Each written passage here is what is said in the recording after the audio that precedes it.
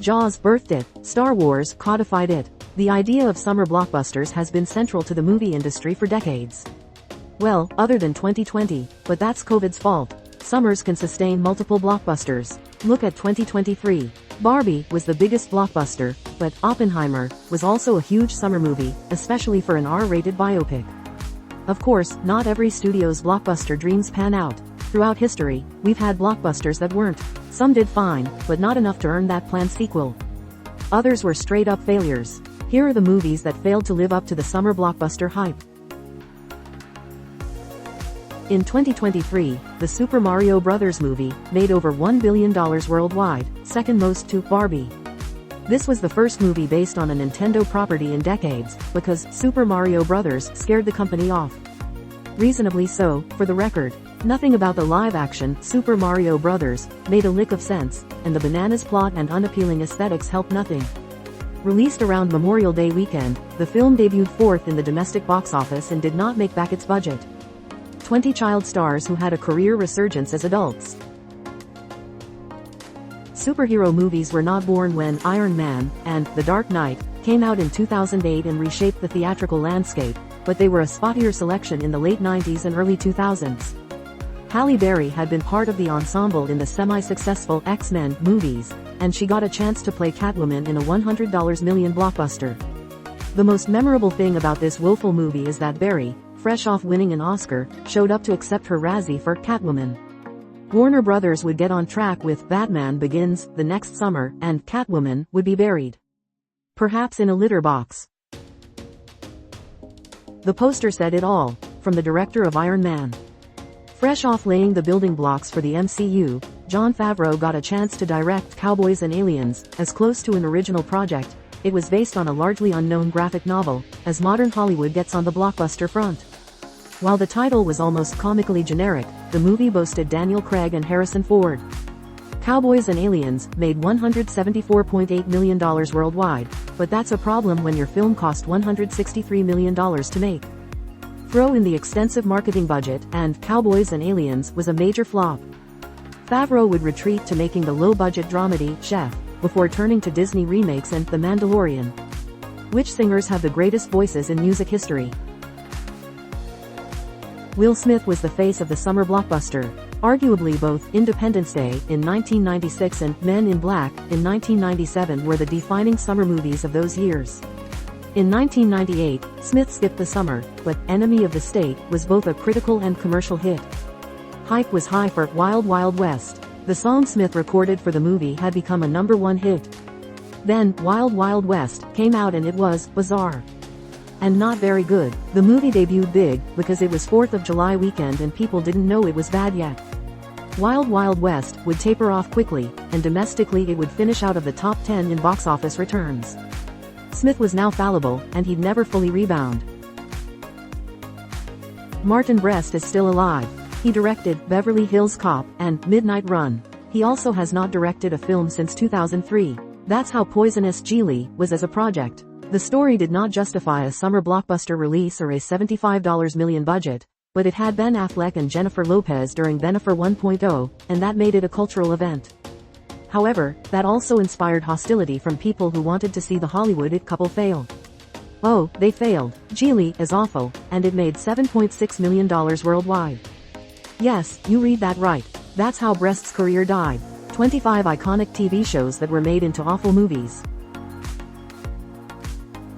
Speed? It's pretty much the platonic ideal of a summer thriller. Keanu Reeves and Sandra Bullock were minted as stars, and it made 10 times its budget. A sequel made sense, even when they couldn't get Reeves back, having Bullock probably justified taking a shot at it. On the other hand, when you replace Reeves with Jason Patric, you also shouldn't be quadrupling your budget. Plus, having Speed 2, Cruise Control, set on a boat was a dumb idea, something Bullock has even acknowledged in recent years. After topping the box office for 1 week, it fell to 5th in its second week and relied heavily on international ticket sales to make back its budget, though when you throw in marketing, it assuredly lost money.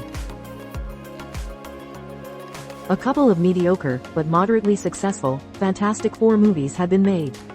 By 2015, though, Marvel was huge, and 20th Century Fox had the rights to the superhero team.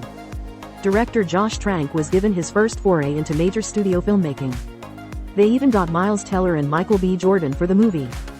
Fox was going to have a big, successful superhero franchise on its hands. Yeah, that didn't happen. Fantastic Four was panned, a planned sequel was swiftly cancelled, and Trank's directing career has gone completely sideways. This was an epic fiasco, however you cut it. 20 TV shows that suddenly changed premises. Eddie Murphy's peak was behind him, but he had been a massive movie star, and a summer blockbuster staple, for many years. To kick off the 2000s, he had made Nutty Professor and Dr. Dolittle, sequels that, while not critically acclaimed, were marginal commercial successes. Also, there was Shrek. However, there was also The Adventures of Pluto Nash, one of the biggest failures in American film history. Murphy's career has never recovered. Arguably, it was the end of him as a movie star. Considered one of the worst movies ever made, Pluto Nash made $7.1 million worldwide off of a budget of $100 million. You know, maybe Geely wasn't such a disaster after all. Mattel didn't do a full Nintendo, but prior to Barbie, movies based on Mattel properties were rare, and usually low budget and direct-to-video after Masters of the Universe. That being said, if Mattel had wanted a successful blockbuster, they probably shouldn't have gone to Canon to produce it. The He-Man movie did have Dolph Lundgren and also Frank Langella chewing scenery as Skeletor, but the movie debuted third in the domestic box office. Even with all the toys and the cartoon, Masters of the Universe landed with a thud, and it did not make its budget of $22 million back. The 25 worst personal creative decisions in Hollywood history. You might be dubious about the idea of a movie about a playboy anthropomorphic duck had aspirations of being a summer blockbuster, but I give you one name, George Lucas. Lucas produced Howard the Duck for Universal, and in the 1980s that made it a summer event. Not only that, but Howard the Duck cost somewhere in the range of $30 million to $37 million to make, which was not cheap in 1986. While the film has generated a cult of irony around it, the movie was a flop, and was long considered one of the worst ever made. This is a case of a failed blockbuster that failed less commercially and more logistically. The Last Airbender is probably M. Night Shyamalan's worst movie, which is really saying something because his filmography is teeming with trash. While some of his films are entertaining in how bad they are, The Last Airbender is simply a snooze. The movie made $320 million worldwide, which on a budget of $150 million likely means it made some money, even with the marketing budget. That being said, Paramount didn't drop $150 million for a critically derided movie that barely turned a profit. Plans for a trilogy were immediately nixed. 20 celebrities who worked normal jobs after making it big. You star in a movie like Die Hard, which defies all expectations, and Hollywood lets you get away with some stuff. Like, say, co-writing the story for your own vanity project. Bruce Willis stars in Hudson Hawk, where he gets to smirk and sing standards and do all the stuff Willis likes to do. In good projects, that's fun. In Hudson Hawk, it was a chore. The film made back its budget, and then some, but only because of international returns. Hudson Hawk made only $17 million domestically, which is staggeringly poor. Ryan Reynolds hadn't found the right vehicle for his particular skill set yet. Jeff Bridges was en route to being typecast as Rooster Cogburn time and time again. Together, they are both ill-served by R.I.P.D., but R.I.P.D. is also ill-served by them. The supernatural action comedy, already a big swing, is not funny and not action-packed, though it is supernatural. It nailed 1 out of 3. R.I.P.D. made back about half its budget, leaving Reynolds to wait around for Deadpool to get off the ground. 20 celebrities you forgot appeared on Frasier. It has proven a recurring theme on this list. A movie star seems they can do no wrong, and then they do. Arnold Schwarzenegger was able to bounce back from Last Action Hero, though. The movie is ambitious, so much so it has earned a cult following that we understand. Steamrolled by Jurassic Park, which was released a week earlier, Last Action Hero did make money worldwide, because Schwarzenegger was a huge star whose appeal translated internationally easily. It was also a huge disappointment and a setback for all involved. There are 2 stories to tell with Waterworld. In the one involving cold, hard numbers, it doesn't belong on this list. In the one involving socio-cultural impact and feelings in the zeitgeist, it does. People didn't believe in Kevin Costner when he set out to direct and star in Dances with Wolves. Then it was a hit and won Best Picture. He followed it up with Waterworld, which he didn't direct but was viewed fully and wholly as a Kevin Costner project. The movie made $264.2 million worldwide. It was not a flop, however. Reports abounded about Costner's out-of-control production. When all was said and done, Waterworld cost upwards of $175 million to make. It was, at the time, the most expensive movie ever made. Culturally, it was accepted and internalized that Waterworld was a failure. Many people probably assume it lost a ton of cash. In the cultural lexicon, Waterworld is synonymous with hubristic fiasco, and thus in that sense it does belong here. Old souls, singers who are 70 plus and still got it. Yeesh, The Lone Ranger is essentially radioactive at this point. Its two stars, Armie Hammer and Johnny Depp, are not the most popular cultural figures. Even aside from that, at the time, The Lone Ranger had disaster written all over it, and that came to fruition. The movie cost a reported $250 million to make, when the studio is saying, actually it was only $225 million, you know things are bleak. Worldwide, it eked over $260 million despite bad reviews. Of course, when all was said and done it lost a ton of cash, and now it has been memory hold forever. Wait a second, you may be saying, I know, The Avengers was a huge hit. Take a look at that year, though. We aren't talking about the Marvel movie. No, this is the 1998 movie starring Ralph Fiennes and Uma Thurman based on the old British TV show. Make no mistake, Warner Brothers envisioned this as a summer blockbuster.